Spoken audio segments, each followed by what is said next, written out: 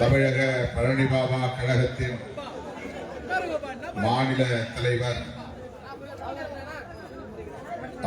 யூனஸ் கான் அவர்களே, திரண்டிருக்கிற நம் அனைவரையும் வரவேற்று உரையாற்றி சிறப்பித்திருக்கிறார் தமிழக பழனி பாபா கழகத்தின் வடசென்னை மாவட்ட தலைவர் புளியந்தோப்பு ஷரீப் அவர்களே, இஸ்லாமிய ஜனநாயக பேரவையின் மாநில செயலாளர் அப்துல் ரஹ்மான் அவர்களே, வா பிரபு அவர்களே, வழக்குரைஞர் புகழேந்தி அவர்களே, கரீமா அசாருதீன் அவர்களே, இப்ராஹிம் அவர்களே, லிங்கேசன், தனாசீனி, ஆஜா மைதீன், பல்லாவரம் ஷஃபி, உமர் முக்தியார், சுலைமான் நன்பை ஆகிய தோழர்களே, நிறைவாக நன்றி உரை ஆற்றவிருக்கிற தமிழக பழனி பாபா கழகத்தின் பொதுச் செயலாளர் இனாயத்துல்லா ஷெரீப் அவர்களே, விடுதலை சிறுத்தைகள் கட்சியின் முன்னணி பொறுப்பாளர்கள் தமிழினியன் அவர்களே, உஷாராணி, முன்னா கான், அம்பேத் வளவன், அலங்கார் சலாம், இரா செல்வம், பெரம்பூர் ராஜி, கோட்டேரி இளையா, புரசை அன்பு ஆகிய தோழர்களே மற்றும் கட்சியின் தலைமை நிலைய செயலாளர் இளஞ்சேகர் அவர்களே,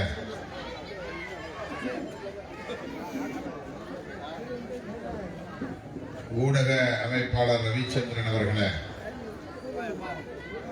மற்றும் விடுதலை சிறுத்தைகள் கட்சியின் முன்னோடிகளே, தமிழக பழனி பாபா கழகத்தின் முன்னணி பொறுப்பாளர்களே, இந்த பகுதி வாழ் பெரியோர்களே, தாய்மார்களே, திரளாக கூடியிருக்கிற என் உயிரின் உயிரான விடுதலை சிறுத்தைகளே,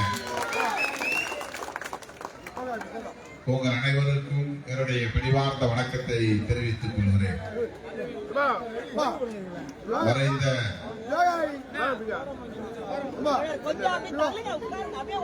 பழனி பாபா அவர்களின் 28வது நினைவு நாள் இந்த வீர வணக்க நினைவேந்தலில் பங்கேற்று அவரை நினைவு கூர்ந்து அவருடைய பங்களிப்பு குறித்து உங்களிடையே கருத்துக்களை பகிர்ந்து கொள்வதற்கான ஒரு வாய்ப்பை எனக்கு வழங்கியமைக்காக யூனஸ் கான் உள்ளிட்ட தமிழக பழனி பாபா கழகத்தின் முன்னணி பொறுப்பாளர்கள் அனைவருக்கும் முதலில் என்னுடைய நன்றியை உரித்தாக்குகிறேன். தவிர்க்க முடியாத காரணங்களால் சற்று காலம் தாழ்ந்து வர நேர்ந்தது. என்னுடைய அருமை தாயார் அவர்கள் மருத்துவமனையில் அனுமதிக்கப்பட்டிருக்கிற சூழலில் உரிய நேரத்திற்கு இங்கே வந்து சேர இயலவில்லை.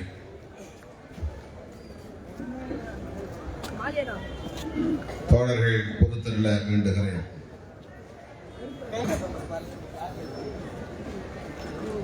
ஒவ்வொரு ஆண்டும் அவருடைய நினைவு நாளில் தமிழ்நாடு முழுவதும் ஆங்காங்கே தோழர்கள் அவரை நினைவு கூறுகிற இத்தகைய நிகழ்வுகளை ஒருங்கிணைத்து வருகிறார்கள். அவ்வப்போது வாய்ப்பு கிடைக்கிற போதெல்லாம் நானும் பங்கேற்று பழனி பாபா அவர்களை நினைவு கூர்ந்து உரையாற்றக்கூடிய ஒரு வாய்ப்பை பெற்றிருக்கிறேன், உரையாற்றி வருகிறேன். இன்றைக்கு இந்த வாய்ப்பை தமிழக பழனி பாபா கழகம் புளியந்தோப்பு பகுதியிலே உங்களோடு உரையாற்றக்கூடிய ஒரு வாய்ப்பை, உங்களிடையே உரையாற்றக்கூடிய ஒரு வாய்ப்பை எனக்கு ஏற்படுத்தி தந்திருக்கிறார்கள். பழனி பாபா அவர்களை இன்றைக்கு அனைத்து தரப்பு இளம் தலைமுறையினரும் நன்கு அறிவார்கள். சமூக ஊடகங்களில் அவருடைய உரைகள் எல்லாம் இன்றைக்கு வந்து கொண்டிருக்கின்றன. பலரும் பதிவேற்றம் செய்திருக்கிறார்கள். 90களின் தொடக்கத்தில் நாம் விடுதலை சிறுத்தைகள் இயக்கத்தை மதுரை மண்ணில் பொறுப்பேற்று நடத்திய காலத்தில் அண்ணன் பழனி பாபா அவர்களை மேலூரிலே பேச வைப்பதற்கான முயற்சியை மேற்கொண்டேன். அதைத்தான் இங்கே அப்துல் ரஹ்மான் சுட்டிக்காட்டினார். சிறுத்தைகளின் கூட்டத்தில் ஒரு சிங்கத்தின் கர்ஜனை என்று நான் தலைப்பிட்டு அவர் உரையாற்றவிருப்பதை துண்டறிக்கையாக அச்சிட்டு மதுரை வட்டாரத்தில் அன்றைக்கு பரப்பினோம். கடைசி நேரத்திலே காவல்துறை அனுமதி மறுத்துவிட்டது. இந்த நிகழ்ச்சிக்காக புறப்பட்டு வந்து கொண்டிருந்தவர் வழியிலே என்னை சந்தித்தார். மேலூருக்கு வராமல் இடையிலே திருப்பத்தூரிலே இருக்கிறேன், வாருங்கள் என்று என்னை அழைத்தார். போனோம். இந்த நிகழ்ச்சி நடைபெறாவிட்டால் வருந்த வேண்டாம், நமக்கு ஒரு வாய்ப்பு மீண்டும் உருவாகும், அனுமதி பெற்றே நிகழ்ச்சியை நடத்துவோம், வருத்தப்பட வேண்டாம் என்று சொல்லி என்னை ஆற்றுப்படுத்தினார். அதன் பிறகுதான் கடலூர் மாவட்டம் நெல்லிக்குப்பத்தில் அவரும் நானும் ஒரே மேடையில் பேசுகிற வாய்ப்பை பெற்றோம்.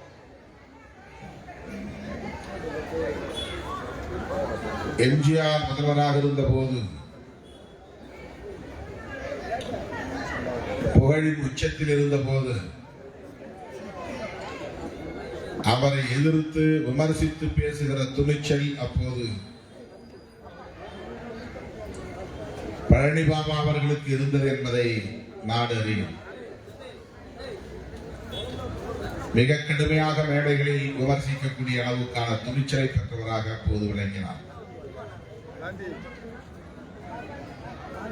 அரசியலில் அவ்வப்போது பரபரப்புகளை ஏற்படுத்தக்கூடிய அளவுக்கு ஆழ்ந்த கருத்துக்களை, அறிவார்ந்த விவாதங்களை முன்வைப்பதில் அவருக்கு நிகர் அவர்தான். பெரும் பரபரப்புக்காக பேசக்கூடியவர் அல்ல, மேடைக்காக பேசக்கூடியவர் அல்ல, கவன ஈர்ப்புக்காக பேசக்கூடியவர் அல்ல.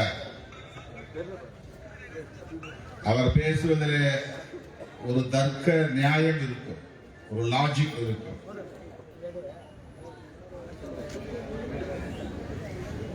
அவருடைய உரையில் குறை சொல்ல முடியாத அளவுக்கான வாத திறம் இருக்கும். ஏன் எம்ஜிஆரை விமர்சிக்கிறேன் என்பதற்கு அவர் எடுத்து வைக்கிற வாதங்களை யாராலும் மறுக்க முடியாது.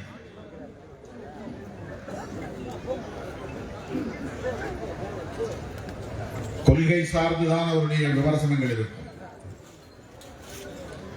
அவரிடத்தில் மதவெறி உணர்வோ இனவெறி உணர்வோ மேலோங்கி இருந்ததில்லை.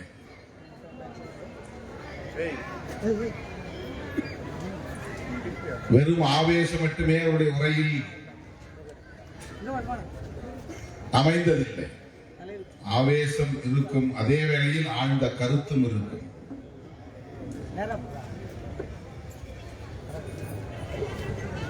எப்படி இவ்வாறு துணிச்சலாக பேசுகிறார் என்று அனைவரும் வியக்கக்கூடிய வகையில் அவருடைய உரையின் வீச்சு இருக்கும்.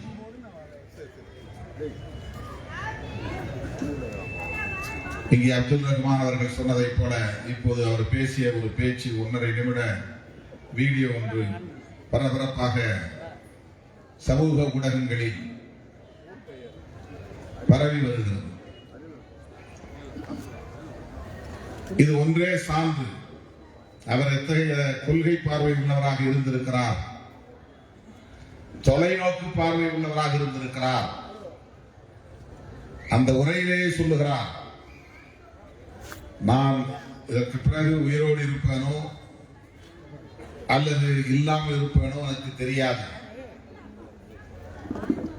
யாராவது என்னை கொண்டு போடுவதற்கும் வாய்ப்பு இருக்கிறது. ஆகவே இப்போதே நான் சொல்லி வைக்கிறேன், இதைத்தான் தீர்க்க தரிசனம் என்று சொல்லுகிறார்கள். பழனி பாபா அவர்கள் அப்படி என்ன சொன்னார் என்றால்,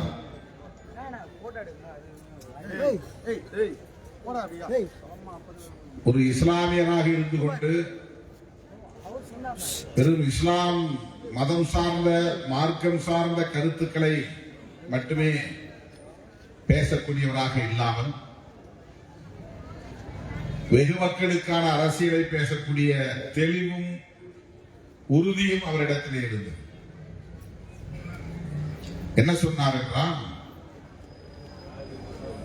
பெரியாரையும் அம்பேத்கரையும் ஏற்றுக்கொள்ளாதவன் எவனாயிருந்தாலும் அவனை நம்பாதே என்று சொன்னார்.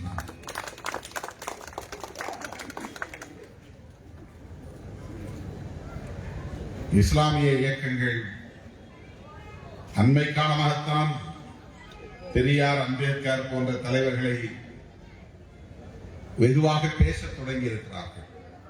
நான் 35-40 ஆண்டுகளாக இந்த களத்திலே நிற்கிறேன். ஆனால் அன்றைக்கே பழனி பாபா அவர்கள்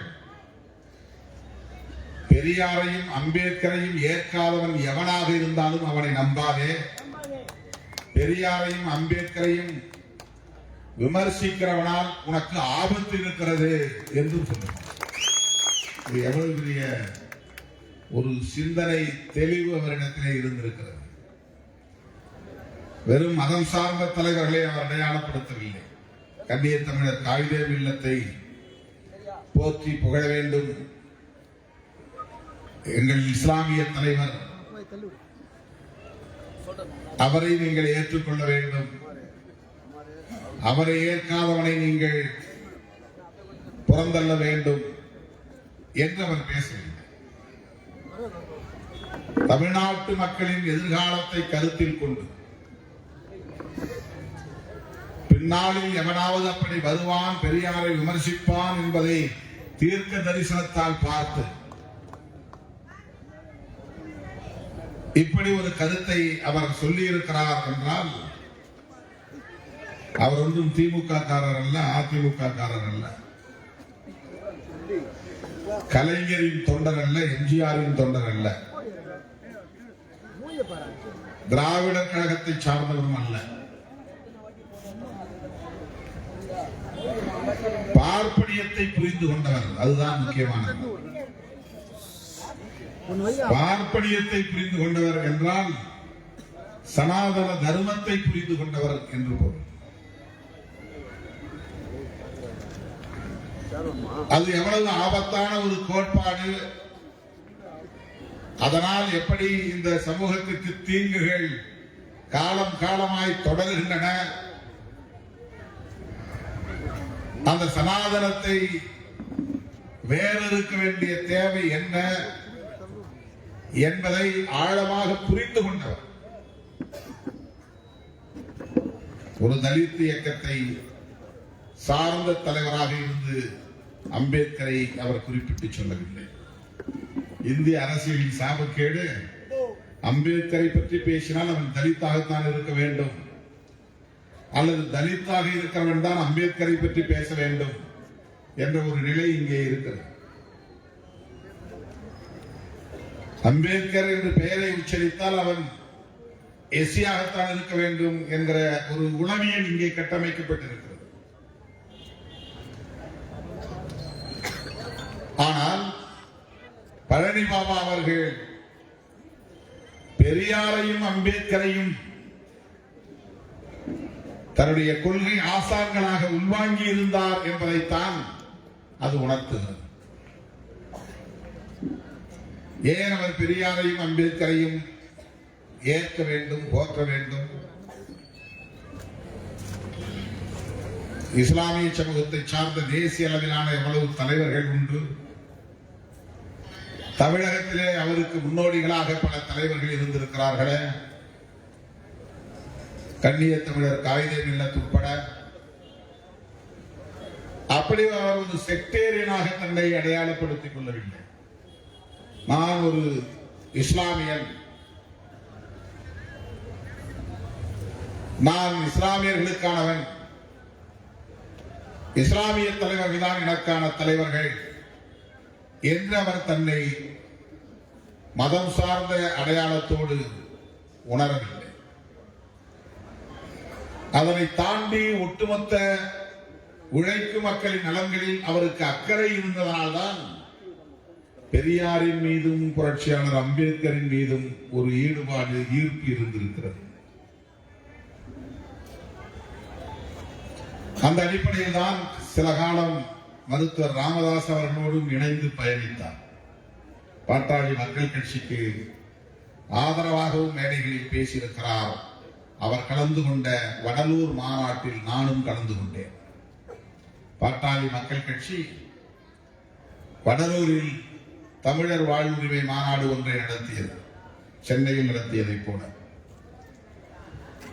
அந்த மாநாட்டில் சிறப்பு பேச்சாளர்களாக அழைக்கப்பட்டவர்களுள் பழனி பாபா அவர்களும் ஒருவர், நானும் அதிலே ஒருவர்.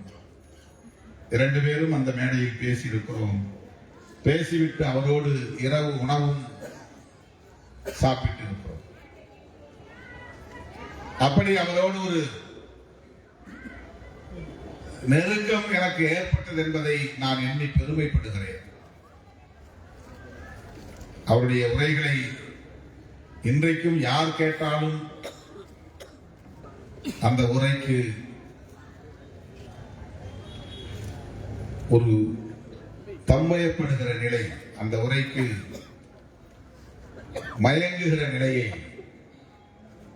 கட்டாயம் பெறக்கூடும். அந்த பேச்சிலே அப்படி ஒரு காந்தம் உண்டு, இந்த குரலிலே ஒரு இனிமை உண்டு. வெறும் கத்தலாக இருக்கார், வெறுமனே கத்த மாட்டார். ஆவேசமாக பேசினால்தான் மக்களை ஈர்க்க முடியும் என்றில்லை. அவ்வளவு தெளிவாக கருத்தியல் சார்ந்த உரையை வழங்குகிற ஆற்றல் அவரிடத்திலே உண்டு. ஒவ்வொரு சொல்லிலும் அவ்வளவு வலிமை, மக்களை கவர்ந்து இழுக்கும் வலிமை உண்டு.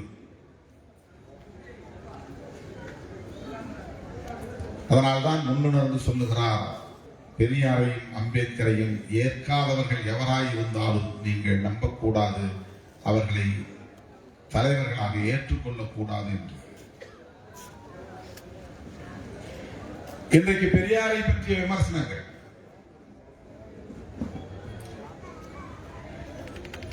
மிக கடுமையாக, கொச்சையாக முன்வைக்கப்படுகின்றன.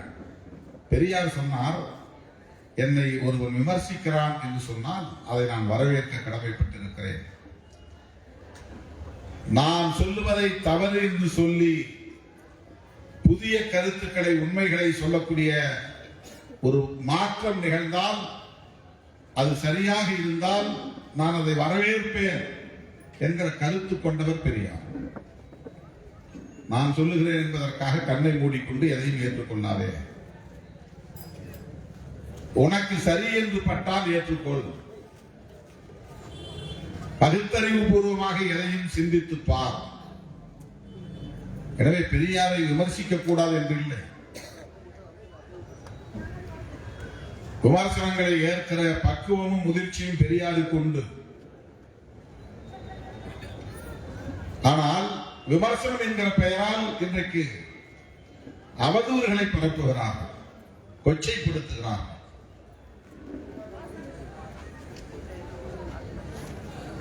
தமிழை பிடித்து விட்டார், தமிழனை அவமானப்படுத்தி விட்டார். இப்படி சொல்லுகிறவர்கள் எந்த இடத்திலாவது சாதிய கொடுமைகளை பற்றி ஆத்திரப்பட்டிருக்கிறார்களா? ஆணவ கொலைகளை கண்டித்திருக்கிறார்களா?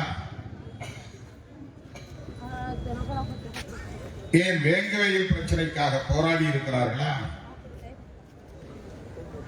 ஒவ்வொரு நாளும் தலித்துகளுக்கு எதிரான வன்முறைகள் கட்டவிழ்த்து விடப்படுகின்றனவே, அந்த சாதிய ஆதிக்க வன்கொடுமைகளை எதிர்த்து பேசியிருக்கிறார்களா? சனாதன தர்மத்தை விடவா இந்த மண்ணிலே ஆபத்து இருக்கிறது? இஸ்லாமியர்களுக்கு எதிரான வெறுப்பு அரசியலை விதைக்கிற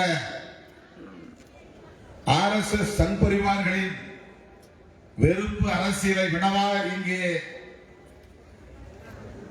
பெரியாருடைய அரசியல் ஆபத்தானது?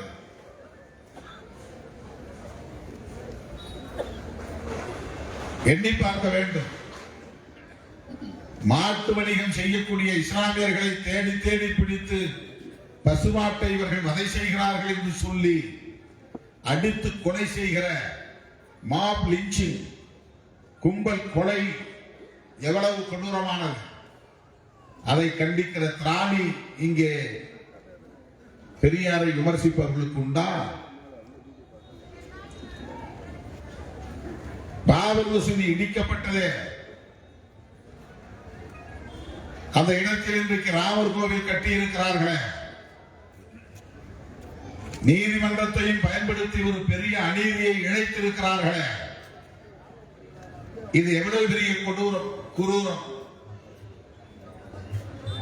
அதற்கு இவர்களிடத்திலே கொந்தளிப்பு இருக்கிறதா? குமுறல் இருக்கிறதா? ஆத்திரம் இருக்கிறதா? ஆவேசம் வருகிறதா? தீர்ப்பு வந்து கொண்டிருக்கிற போதே நான் அடிவயிறு எரிய எரிய அதை கண்டித்தேன், விமர்சித்தேன். ஏன் அது அநீதி என்பதை என்னால் உணர முடிந்தது. உச்ச நீதிமன்றமாக இருந்தால் என்ன, எந்த நீதிமன்றமாக இருந்தால் என்ன, அநீதியை சொல்லுகிற போது அதை விமர்சிக்காமல் எப்படி இருக்க முடியும்? கண்டெம்ட் ஆஃப் கோர்ட் என்றார்கள், வரட்டும்.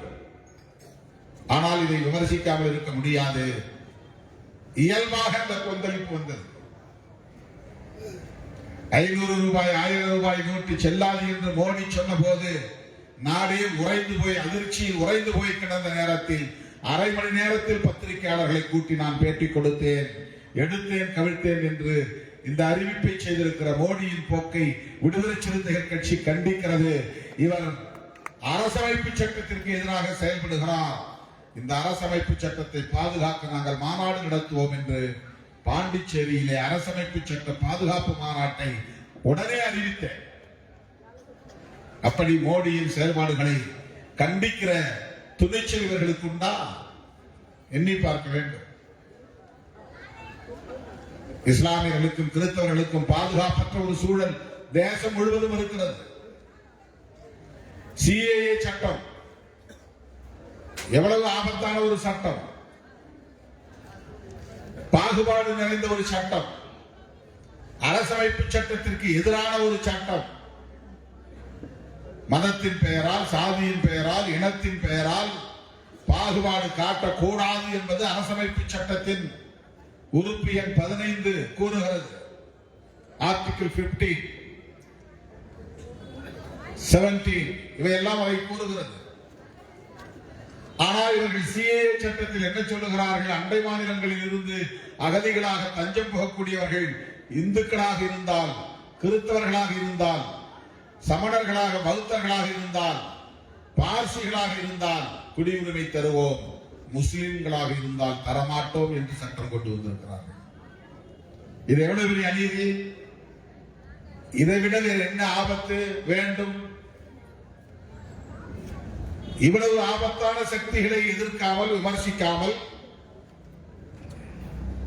பெரியாரை விமர்சிக்கிறார்கள் என்றால், பெரியாரை விமர்சிப்பது என்பது RSS அஜெண்டா. பெரியார் என்கிற பிம்பத்தை தகர்க்க வேண்டும் என்பது பிஜேபியின் செயல் திட்டம். பெரியாரை வீழ்த்தினால்தான் நம்முடைய சனாதன தர்மத்திற்கு பாதுகாப்பு உருவாகும் என்பது பார்ப்பன சமூகம், பனியா சமூகத்தினரின் நம்பிக்கை.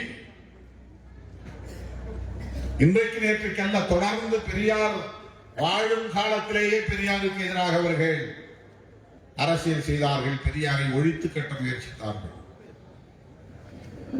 அவருடைய அரசியலை ஒழித்து கட்ட முயற்சித்தார்கள். பெரியார் மறைந்ததும் எல்லாம் ஒழிந்தது என்று அவர்கள் பெருமூச்சு விட்ட போதுதான் பெரியாரின் அரசியலை தொடர்ந்து எடுத்துச் செல்ல இதோ நான் இருக்கிறேன் என்று பேரறிஞர் அண்ணா வந்தார்.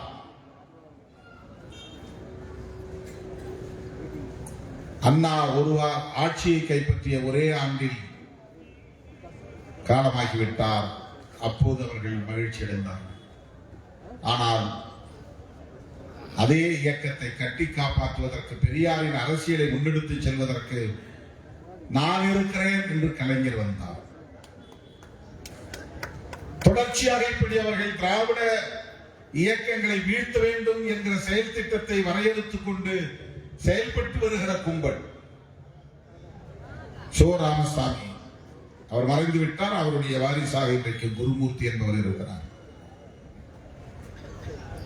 எச் ராஜா, இவர்கள் எல்லாம் யார்? இவர்கள் எப்படி பெரியாரை ஏற்றுக்கொள்வார்கள்? பெரியாரை போற்றுகிற பழனி பாபாவை ஏற்றுக்கொள்வார்கள். பழனி பாபாவுக்கு வீர வணக்க நிகழ்ச்சி நடத்துகிற, அதில் கலந்து உரையாற்றுகிற திருமாவளவனை ஏற்றுக்கொள்வார்கள். ஒருபோதும் ஏற்றுக்கொள்ள மாட்டார். அப்படிப்பட்டவர்களின் அந்த அரசியலுக்கு துணை போகக்கூடிய வகையில இன்றைக்கு சனாதனத்தை விமர்சிக்காமல், பிஜேபியை எதிர்க்காமல், RSS எதிர்க்காமல், திராவிட அரசியலை, பெரியார் அரசியலை விமர்சிப்பது அதிர்ச்சி அளிக்கிறது.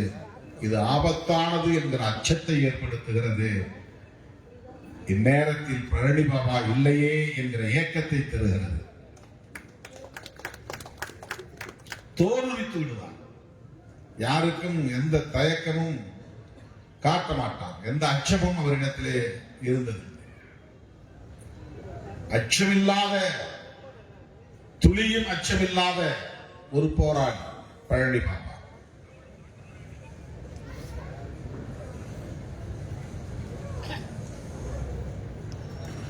அவருடைய பார்வை ஒவ்வொன்றும் வித்தியாசமானதாக இருக்கும்.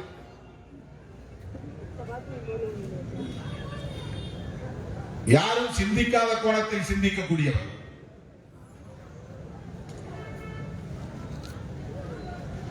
மேடையில் யார் இருக்கிறார்கள் என்று பார்த்து முகஸ்துதி பார்த்து பேசக்கூடியவர் அல்ல.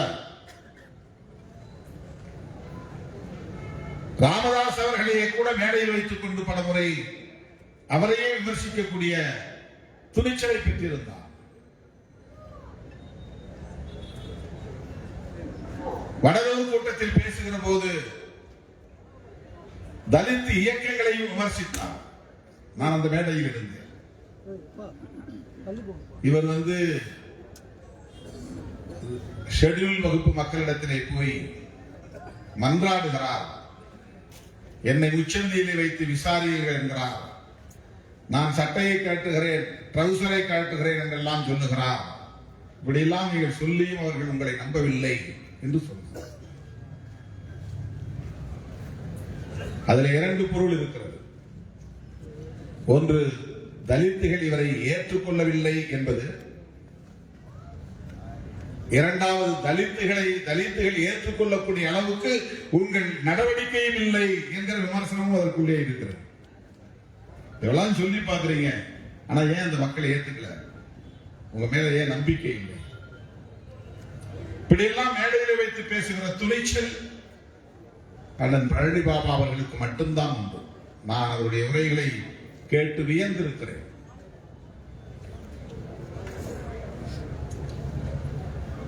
பழனி பாபா அவர்கள் எந்த மதத்தின் மீதும் வெறுப்பு அரசியலை விதைத்ததில்லை. இஸ்லாத்தை அவர் உயர்த்தி பிடிக்கிறார். இஸ்லாமிய தர்மங்களை, அற கருத்துக்களை அவர் விவரித்து பேசுகிறார். என்றாலும் பிற மதத்தினரை விமர்சித்ததில்லை. அந்த மதத்தை பயன்படுத்தி அரசியல் ஆதாயம் தேடுகிற கும்பலை விமர்சித்திருக்கிறார். அதுதான் இன்றைக்கு நாமும் பேசுவது. நாம் பேசுவதும் அதுதான். பெரியார் பேசியதும் அதுதான். பெரியார் தமிழை சனியன் என்று சொன்னார் என்றால் அதற்கு காரணம் இருக்கிறது. காட்டுமிராண்டி மொழி என்று சொன்னார் என்றால் தமிழை பழிக்க வேண்டும், தமிழ் மீது வெறுப்பை விதைக்க வேண்டும் என்பதல்ல. அந்த தமிழ் மொழியில் மூட நம்பிக்கைகள் நிறைந்த புராண கதைகள் தான் இருக்கின்றன. அப்படிப்பட்ட இந்த தமிழை ஏன் பிடித்துக் கொண்டு தொங்குகிறீர்கள்? அறிவியலும் தொழில்நுட்பமும் நிறைந்த அறிவு களஞ்சியமாக இருக்கிற மொழிகளை கற்றுக்கொள்ளுங்கள், ஒன்றும் தவறில்லை என்பதுதான் அவருடைய கருத்து. தமிழிலே ராமாயணம் இருக்கிறது, தமிழிலே மகாபாரதம் இருக்கிறது, தமிழிலே தேவாரம் திருமுறைகள் இருக்கின்றன, தமிழிலே ஆழ்வார் பாசுரங்கள் இருக்கின்றன. இவையெல்லாம் புராண கதைகளை அடிப்படையாக கொண்டவை, புனைவுகளை அடிப்படையாக கொண்டவை, பகுத்தறிவு கருத்துக்களுக்கு இடம் தராதவை, அறிவியல் சிந்தனைகளுக்கு ஊக்கமளிக்காதவை. ஒரு புத்தகத்தை படித்தால் நமக்கு புதிய புதிய சிந்தனைகள் முகிழ்க்க வேண்டும், மலர வேண்டும், அறிவார்ந்த சிந்தனைகள் மலர வேண்டும். படிக்கிற போதே நமக்கு கிளை சிந்தனைகள் உருவாகும். அதுதான் ஒரு சிறந்த புத்தகத்தின் அடையாளம்.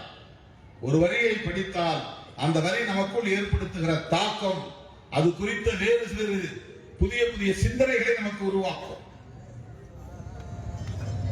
அப்படித்தான் விஞ்ஞானிகள் தோன்றுகிறார்கள், அப்படித்தான் தத்துவ ஞானிகள் தோன்றுகிறார்கள்.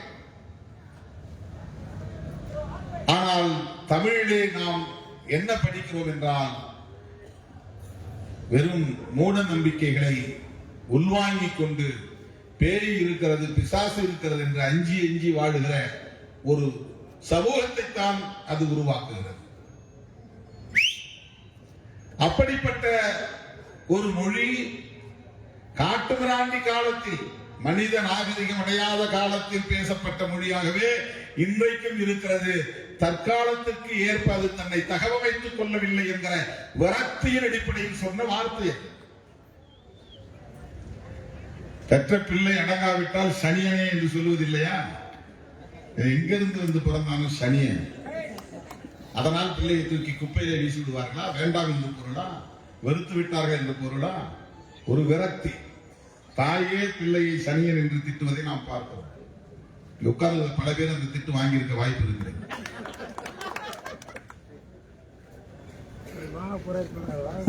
அப்படி பெற்றோர் தாம் பெற்ற பிள்ளையை வசைபாடுவதால் அந்த பிள்ளையை வெறுத்து விட்டார்கள் என்று பொருள் இல்லை.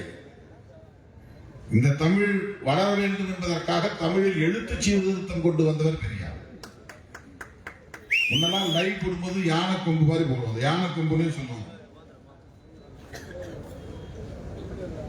அது தேவையில்லை என்று சொன்னவர் பெரியார், தமிழ் அறிஞர்கள் இல்லை. எல்லாத்துக்கும் கைக்கு ரெட்டை கொம்பு போடுற மாதிரி ரெட்டை சுழி கை என்று எழுதுகிற போது, லை என்கிற போது யானை தும்பிக்கை தேவையில்லை, அதுவும் ரெட்டை சுழி போடலாம் என்று சொன்னவர் பெரியார். 247 எழுத்துக்கள் தேவையில்லை, அதை இன்னும் சுருக்க வேண்டும் என்று சொன்னவர் பெரியார்.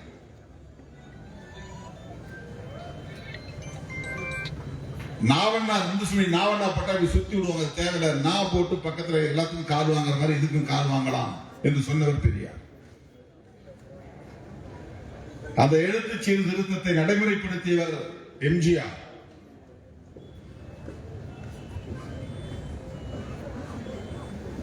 அப்படிப்பட்ட பெரியாரை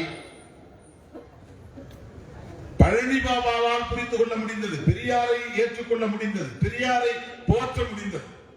இஸ்லாமிய சொந்தங்கள் நினைவிலை கொள்ள வேண்டும், நெஞ்சிலே இருத்த வேண்டும். பழனி பாபாவை நேசிக்கக்கூடிய ஒவ்வொரு இஸ்லாமிய இளைஞனும் அதை உள்வாங்கிக் கொள்ள வேண்டும். பெரியாருக்கு இறை நம்பிக்கை இல்லை என்பது வேறு. இஸ்லாமியர்களுக்கு இறை நம்பிக்கை தான் முதன்மையானது. இறை அச்சம் மிக முக்கியமானது. எந்த ஒரு மனிதருக்கு இறை நம்பிக்கை இருக்கிறதோ அவனுக்குத்தான் இறை அச்சம். கடவுள் இருக்கிறான், பார்த்துக்கிட்டே இருக்கிறான் அப்படிங்கிற பயம் இருக்கும். கடவுள் இருக்கிறான் என்று நம்பினால்தான் கடவுள் நம்மை கவனித்துக் கொண்டே இருக்கிறான் என்கிற அச்சம் வரும். அந்த அச்சம் தேவை என்று சொல்லுகிறது இஸ்லாம். யாருக்கும் தெரியாது நாம் திருட்டுத்தனமாக ஒரு வேலையை செய்கிறோம் என்று ஒரு மனிதன் எல்லோருடைய கண்களையும் மறைத்து திருட்டுத்தனமான வேலைகளில் ஈடுபட முடியும். ஆனால் இஸ்லாம் சொல்லுகிறது, நீ எல்லோரின் கண்களையும் மறைத்து திருட்டுத்தனமாக செய்தாலும் இறைவன் உன்னை பார்த்துக் கொண்டிருக்கிறான், நீ அவனுக்கு அச்சப்பட வேண்டும் என்று இஸ்லாம் சொல்லுகிறது. அந்த இறை அச்சம் தேவை. எவனும் இல்லை என்று நீ எண்ணிவிடாதே. உன்னை போன்ற மனிதன் உன்னை கவனிக்காமல் இருக்கலாம், உன்னை சுற்றி மனிதர்கள் யாரும் இல்லாமல் இருக்கலாம், ஆனால் உன்னை சுற்றிலும் 360 டிகிரியிலும் இறைவன் இருக்கிறான், எப்போதும் விழித்துக் கொண்டே இருக்கிறான், பார்த்துக் கொண்டே இருக்கிறான் என்கிற அந்த உணர்வு இருக்கிறதே, அந்த இறை அச்சம், அது இஸ்லாத்தில் மிக முக்கியமானது. பெரியார் வேறு எந்த மதங்களையும் விமர்சிக்கவில்லை, இந்து மதத்தை மட்டும் விமர்சித்தார் என்று குறை சொல்லுகிறார்கள். ஆமாம், வேறு எந்த மதத்தையும் அவர் விமர்சிக்கவில்லை. அதற்கு 2 காரணம்.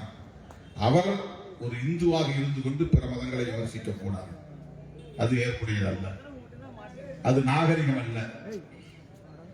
ஒரு இந்துவாக இருந்து கொண்டு பிற மதங்களை விமர்சிக்க கூடாது. இரண்டாவது, வேறு எந்த மதங்களிலும் இல்லாத பாகுபாடு என்பது இந்து மதத்தில் மட்டும்தான் இருக்கிறது. பாகுபாடு, பிறப்பின் அடிப்படையிலே உயர்வு தாழ்வு, உயர்ந்த சாதி தாழ்ந்த சாதி, ஒவ்வொரு சாதிக்கு இடையிலும் பாகுபாடு, ஒரே சாதி ஒரே குடும்பம், ஆணுக்கும் பெண்ணுக்கும் பாகுபாடு, ஆம்பளை பிள்ளைக்கு ஒரு மரியாதை, பொம்பளை பிள்ளைக்கு ஒரு மரியாதை. ஆம்பளை பிள்ளை எத்தனை தடவை ஃபெயில் ஆனாலும் மறுபடியும் படிக்க வைப்பாங்க. பொம்பளை பிள்ளை எவ்வளவு மார்க் எடுத்தாலும் நல்லா படிச்சாலும் வயசுக்கு வந்து தான் நிறுத்திடுவாங்க, வெளியே அனுப்ப மாட்டாங்க. போதும், எவனுக்கோ ஒருத்தர் பிடிச்சு கொடுக்குற பொருள அதுக்கு ஏன் கொட்டி கொட்டி செலவழிச்சு படிக்க வச்சு அது நல்ல நிலைக்கு போய் வேற எவனுக்கோ போய் சம்பாதிச்சு கொடுக்கணும்? இன்னொரு இடத்துக்கு தானே வாழப்போகுது, எவனுக்கோ மனைவியா வாழப்போகுது, யாருக்கோ பிள்ளை பெற்று கொடுக்க போகுது. அதுக்கு ஏன் நம்ம வீட்டில் இருக்கிற செல்வத்தை செலவழிக்கணுங்கிற உளவியல் இந்து உளவியலாக இந்த சமூகத்தில் இருக்கிறது. சமத்துவம் இல்லை. ஒரே சாதிக்கும் ஒரே குடும்பத்திற்குள் ஆணுக்கும் பெண்ணுக்கும் இடையிலே கூட சமத்துவம் இல்லாத ஒரு சமூகம், ஒரு மதம், அதுதான் பாகுபாடு. பிராமணர்கள் மட்டுமே உயர்ந்தவர்கள், மற்ற அனைவருமே தாழ்ந்தவர்கள் என்கிற பாகுபாடு. ஒவ்வொரு சாதியும் சாதி விட்டு சாதி திருமணம் செய்து கொள்ளக்கூடாது என்கிற ஒரு வரைமுறை, வெறும் எஸ்சி அல்லாதவர்கள் என்ற முறை மட்டுமல்ல, தலித்துல மட்டும் பொண்ணு எடுக்க கூடாது அல்லது பொண்ணு கொடுக்க கூடாது என்கிற முறை இந்து மதத்தில் இல்லை. எந்த சாதியும் இன்னொரு சாதிக்கு பெண் கொடுக்க முடியாது, பெண் எடுக்க முடியாது. அதுவே ஒரு தீண்டாமை தான். ஓபிசி சாதிகளுக்குள்ளேயே ஒரு தீண்டாமை. இனம் கலந்து விடக்கூடாது, சாதி கலந்து விடக்கூடாது. இவ்வளவு இருக்கும் பாகுபாடுகள் இந்த மதத்திலே இருப்பதனால் இதை விமர்சித்தார் பெரியார். இதற்கு எது காரணம் என்று கண்டுபிடித்தார். இதற்கு காரணம் இந்த மதத்தில் உள்ள கோட்பாடுகள் தான். அந்த கோட்பாடு வேறொன்றும் இல்லை, சனாதனம் தான். அந்த சனாதனத்தை மக்கள் எளிதாக புரிந்து கொள்வதற்காக சொன்ன பெயர் தான் பார்ப்பனியம். பார்ப்பனர்களால் உருவாக்கப்பட்டது, பார்ப்பனர்களின் நலன்களுக்காக உருவாக்கப்பட்டது, பார்ப்பனர்களால் பாதுகாக்கப்பட்டு வருகிறது, பார்ப்பனர்களால் நடைமுறைப்படுத்தப்பட்டு வருகிறது. அதனால் அந்த கோட்பாட்டை பார்ப்பனியம் என்று பெரியாரும் புரட்சியாளர் அம்பேத்கரும் இந்த மக்களிடத்தில் அம்பலப்படுத்தினார்.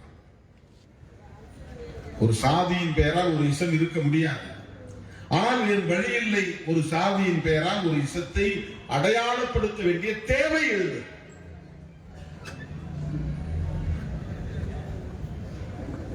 அந்த குறிப்பிட்ட சாதியின் மீதான விருப்பு அல்ல. இன்றைக்கு கூட உச்ச நீதிமன்றத்தில் இருக்கக்கூடிய மொத்த நீதிபதிகளில் ஓபிசி சமூகத்தை சார்ந்த பிற்படுத்தப்பட்டவர்கள் அல்லது சத்திரியர்கள் எத்தனை பேர்?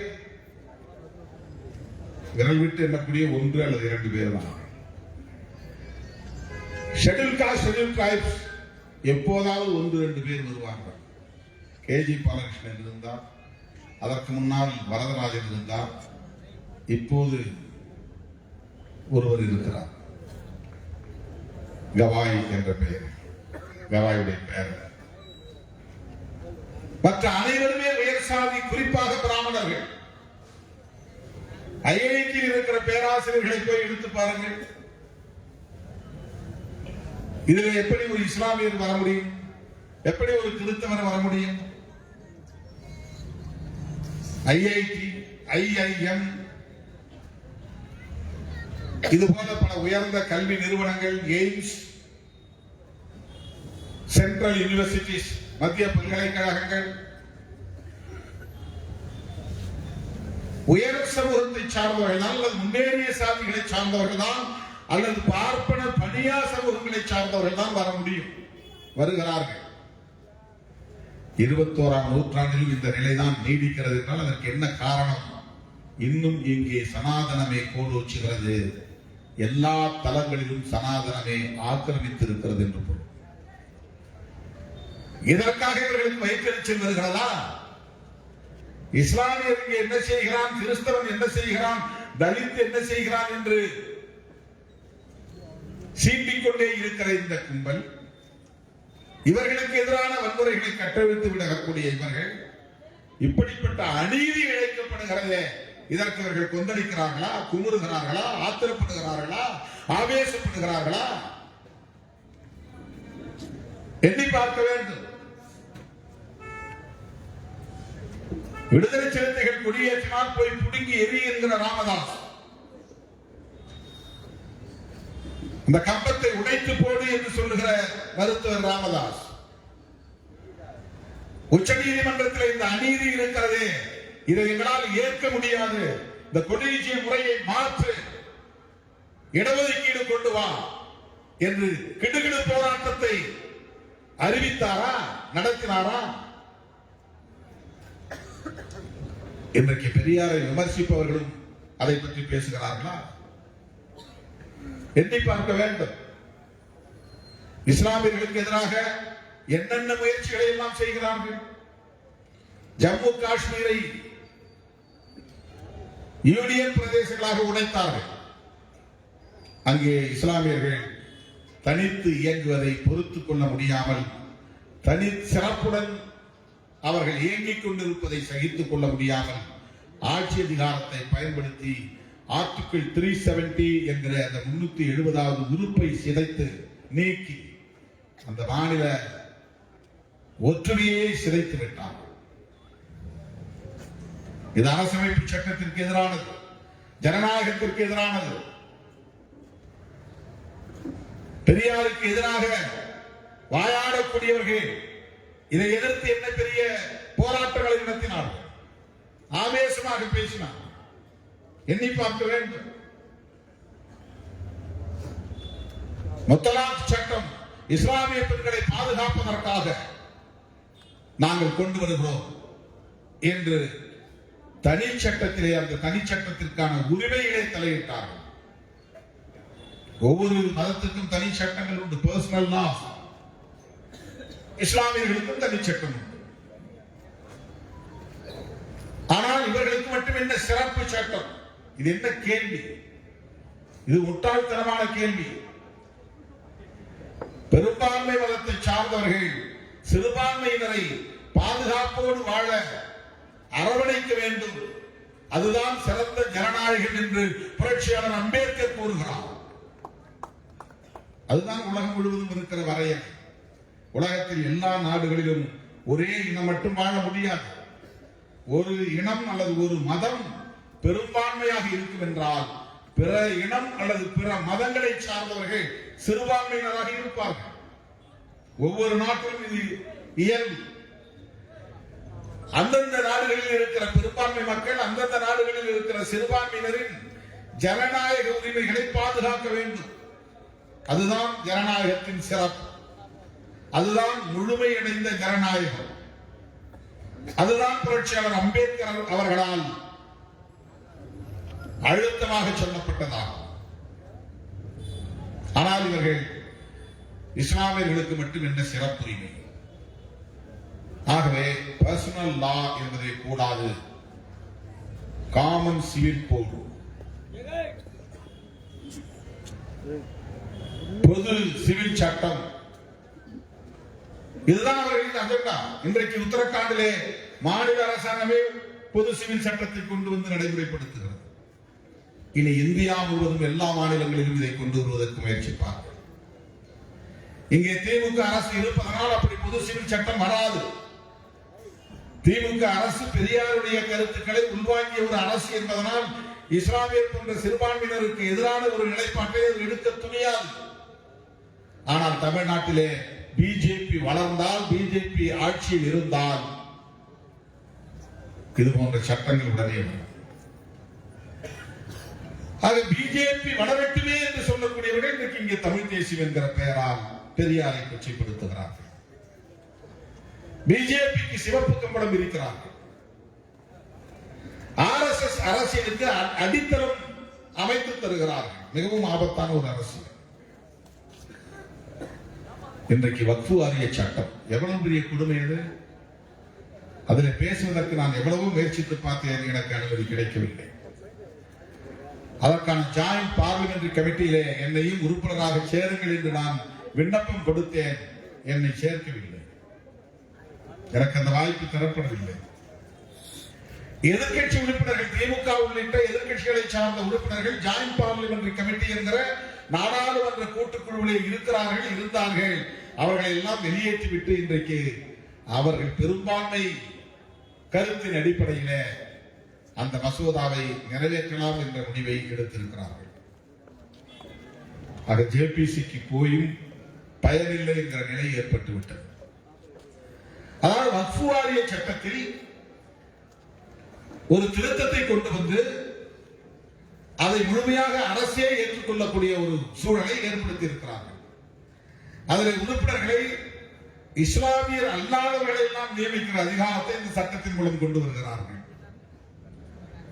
வக்ஃபு வாரிய அந்த வக்ஃபு குழுவிலே இஸ்லாமியர் அல்லாதவர்களை நியமிக்கிற அதிகாரத்தை கொண்ட சட்டமாக அதை கொண்டு வருகிறார்கள். அப்படி தலையிடக்கூடாது. அரசு அவ்வாறு தலையிடுவது ஜனநாயகத்திற்கு முரணானது என்று காங்கிரஸ் தலைவர் ராகுல் காந்தி உட்பட அத்தனை பேரும் கடுமையாக எதிர்ப்பு தெரிவித்தோம். அதனால் அது மக்களவை, மாநிலங்களவையை சார்ந்த உறுப்பினர்களை கொண்ட ஒரு கூட்டுக்குழு, ஜாயிண்ட் பார்லிமெண்டரி கமிட்டி அமைக்கப்பட்டது. ராஜ்யசபா எம்பிஸ், லோக்சபா எம்பிஸ், எல்லா கட்சிகளையும் சார்ந்த உறுப்பினர்கள் கொண்ட ஒரு குழு. அந்த குழு இது பற்றி விரிவாக விவாதிக்கும்.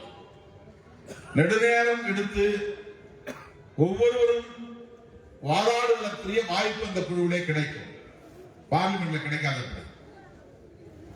ஒரு குறிப்பிட்ட நேரத்துக்குள்ள சில பேரை மட்டும் பேச வச்சு உடனே பெரும்பான்மை அடிப்படையில் ஓட்டு போட்டு அதை நிறைவேற்றி விடுவார் மசோதா. அந்த மாதிரி அவசரமாக செய்யக்கூடாது. விரிவாக விவாதிக்க வேண்டும். ஒவ்வொருவரும் கருத்து சொல்ல வேண்டும். ஒவ்வொரு கட்சியின் சார்பிலும் வாதாடுவதற்கு வாய்ப்பு தர வேண்டும் என்கிற அடிப்படையில் உருவாக்கப்படுவதுதான் ஜாயிண்ட் பார்லிமெண்டரி கமிட்டி. அந்த அடிப்படையிலே பல கூட்டங்கள் நடந்தன.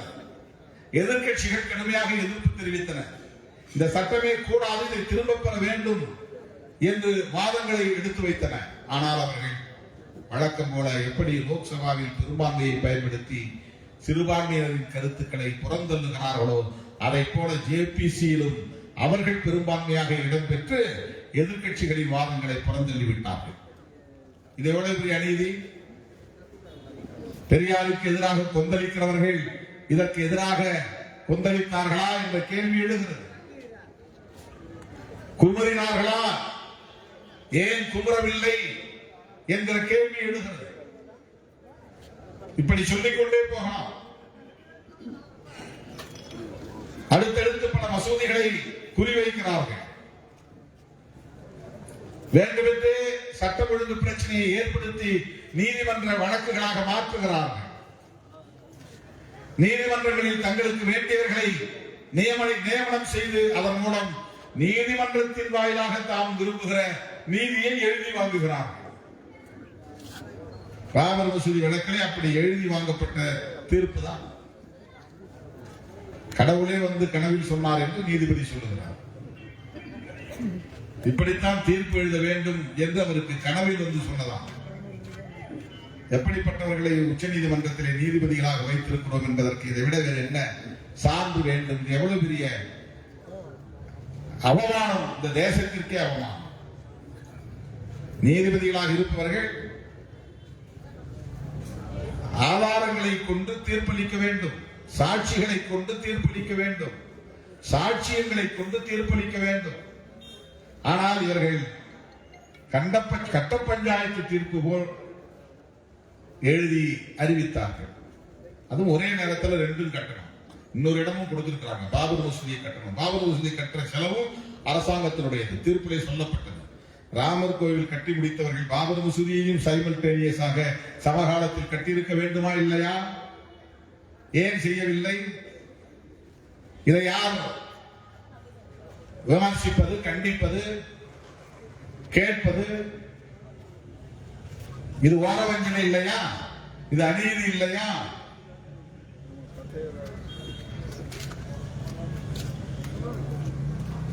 பள்ளி வளாகங்களுக்குள்ளே புகுந்து, கல்லூரி வளாகங்களுக்குள்ளே புகுந்து, அந்த பிஞ்சு உள்ளங்களில், குழந்தை உள்ளங்களில், இளம் தலைமுறையினரின் உள்ளங்களில் நஞ்சை விதைக்கக்கூடிய வகையில சங் பரிவார அமைப்புகளை சார்ந்தவர்கள் போய் ஜெய் ஸ்ரீராம் சொல்லுங்கள் என்று பயிற்சி தருகிறார்கள். கர்நாடகாவிலே அப்படி ஒரு பள்ளியில் நடந்ததை நாம் பார்த்தோம்.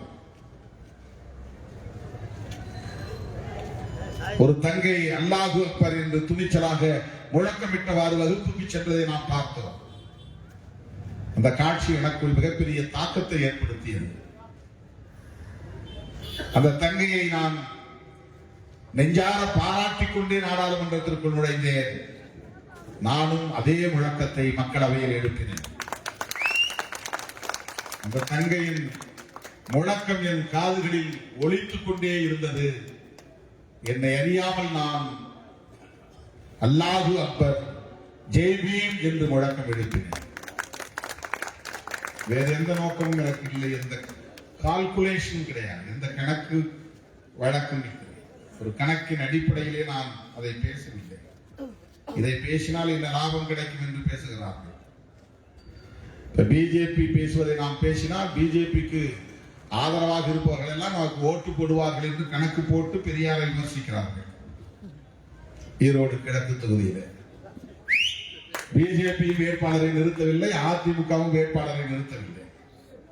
அந்த கட்சிகளுக்கு வாக்களிப்பவர்கள் திமுகவுக்கு போட மாட்டார்கள், போடக்கூடாது. இப்படி பேசினால் அந்த வாக்குகள் நமக்கு கொஞ்சமாவது வரும் என்கிற எதிர்பார்ப்பு கணக்குகளோடு இப்படி பேசுகிறார்கள். இப்படியெல்லாம் கணக்கு போட்டு நாம் பேசுவதில்லை. வாக்கு வங்கி அடிப்படையில் நாம் கருத்துக்களை முன்வைப்பதில்லை. மக்களவையிலே நான் என்னை அறியாமல் அப்படி ஒரு முழக்கத்தை எழுப்பினேன் என்றால் அதற்கு என்ன காரணம்? அந்த தங்கை அப்படி தன்னை சுற்றி நின்று பல பேர்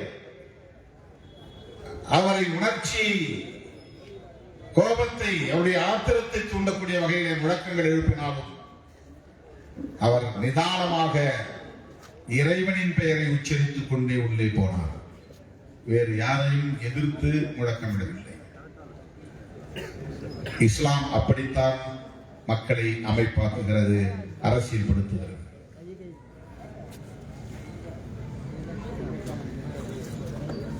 இந்த மண்ணில் எப்படிப்பட்ட கும்பலின் கைகளில் ஆட்சி அதிகாரம் சிக்கியிருக்கிறது என்பதற்கு இவையெல்லாம் சார்புகள். பதவி ஏற்கும் போது அவர்கள் முதலாக மக்களவையிலே 2019 ஒவ்வொருவரும் ஜெய் ஸ்ரீராம், ஜெய் ஸ்ரீராம் என்று சொன்னதனால் தமிழ்நாட்டை சார்ந்தவர்களும் தமிழ் வாழ்க, பெரியார் வாழ்க என்று சொல்ல நேர்ந்தது. திருமாவளவன் அம்பேத்கர் வாழ்க, பெரியார் வாழ்க, ஜனநாயகம் வெல்க, சமூக நீதி வெல்க என்று முழக்கமிட வேண்டிய தேவை வந்தது.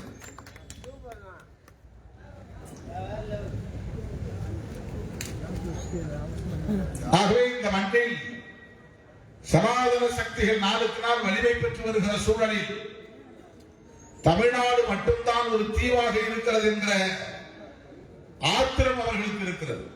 கர்நாடகாவில் ஆட்சியை கைப்பற்ற முடிகிறது, ஆந்திராவிலே ஒரு தாக்கத்தை ஏற்படுத்த முடிகிறது, தெலுங்கானாவிலே குறிப்பிட்ட எண்ணிக்கையில் வெற்றி பெற முடிகிறது, கேரளாவிலும் கூட நல்ல சதவிகிதத்தை பெற முடிகிறது, மேற்கு வங்கத்திலே மம்தா பானர்ஜியை கூட விரட்ட முடிகிறது, அச்சுறுத்த முடிகிறது. தமிழ்நாட்டில் வாலாட்ட முடியவில்லையே என்கிற ஆத்திரம் அவர்களுக்கு இருக்கிறது. வாள் ஆட்டினால் ஒட்ட நறுக்கப்படும் என்பது அவர்களுக்கு தெரியும். வாள் ஆட்டுங்கள் என்று இங்கே சிலர் குதிக்கிறார்கள். நாங்கள் இருக்கிறோம், வாளை நீட்டுங்கள், வாள் ஆட்டுங்கள் என்று அவர்களுக்கு வரவேற்பு தருகிறார்கள். நீங்கள் பேசுகிற அதே அரசியலை நானும் பேசுகிறேன் என்று பேசுகிறார்கள். ஒன்றை சொல்லிக்கொள்ள நான் விரும்புகிறேன்.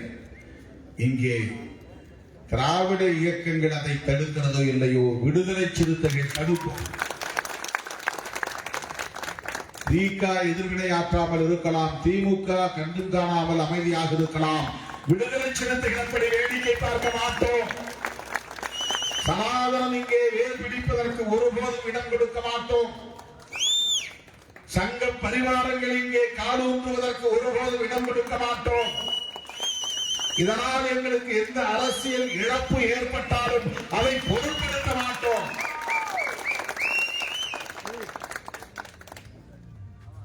நான் உணர்ச்சி வயப்பட்டு இதை பேசவில்லை, தொலைநோக்கு பார்வையோடு பேசுகிறேன்.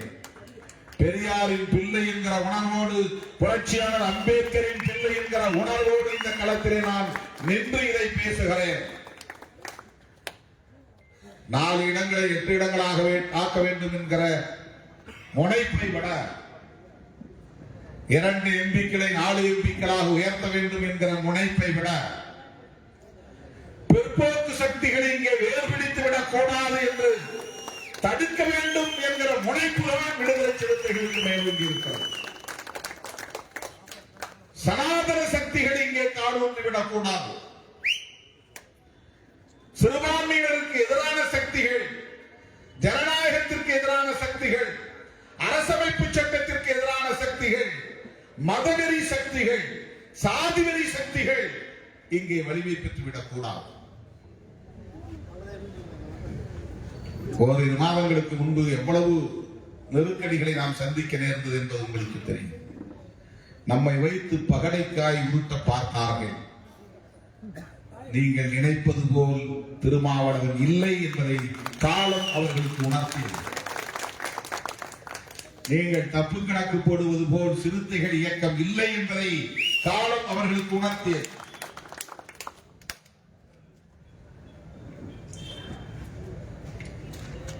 திமுக கூட்டணியில் இருக்கிறோம், திமுகவோடு எங்களுக்கு விமர்சனம் இல்லை என்று பொருள் இல்லை. திமுக அரசோடு நாங்கள் பயணிக்கிறோம், திமுக அரசோடு முழுமையாக நாங்கள் மனநிறைவோடு இருக்கிறோம் என்று பொருள் இல்லை. விமர்சனங்கள் இல்லாமல் இல்லை, வழிகள் இல்லாமல் இல்லை, ஏமாற்றல் இல்லாமல் இல்லை. ஆனாலும் பெரியாரியத்தை காப்பதில் விடுதலை சிறுத்தைகள் உறுதியாக இருப்போம். புரட்சியாளர் அம்பேத்கர், மாமேதை மார்க்ஸ் போன்ற மாமனிதர்களின் சிந்தனைகளை பாதுகாப்பதில் இந்த வழிகளை தாங்கிக் கொண்டு நாங்கள் தேர்தல் உத்திகளை எடுப்போம். இதை புரிந்து கொள்வதற்கே உங்களுக்கு அரசியல் ஞானம் தேவைப்படும். இல்லை என்றால் வெறுமன மேம்போக்கில் எங்களை விமர்சிப்பீர்கள். எனது அருமை தோழர்களே, சிறுபான்மையினர் நலன்களாக இருந்தாலும், இதர விளிம்புநிலை மக்களின் பாதுகாப்பாக இருந்தாலும்,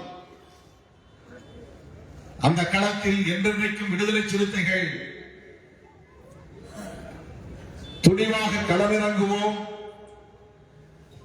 இஸ்லாமியர்களின் குரலாக மக்கள் மன்றத்திலும் மக்களவையிலும் ஓங்கி ஒலிப்போம் என்பதை சொல்லி மறைந்த அண்ணன் பழனி பாபா அவர்களை நினைவு கூர்ந்து அவருக்கு வீர வணக்கம் செலுத்தி நிறைவு செய்கிறேன். நன்றி, வணக்கம்.